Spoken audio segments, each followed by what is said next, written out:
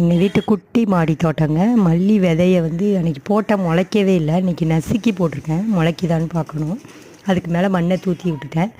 அப்புறம் பார்த்திங்கன்னா இது வந்து கஸ்தூரி மஞ்சள் நல்லா வளர்ந்துட்டு, அப்புறம் வேஸ்ட்டான காய்கறி தோல் இதெல்லாம் சேர்த்து வச்சுருக்கேன். இது வந்து பார்த்திங்கன்னா புதினா, அதை எடுத்துகிட்டு அதை நட்டு வச்சுருக்கேன். சரி துளுக்குதான்னு பார்க்கும்ன்ட்டு.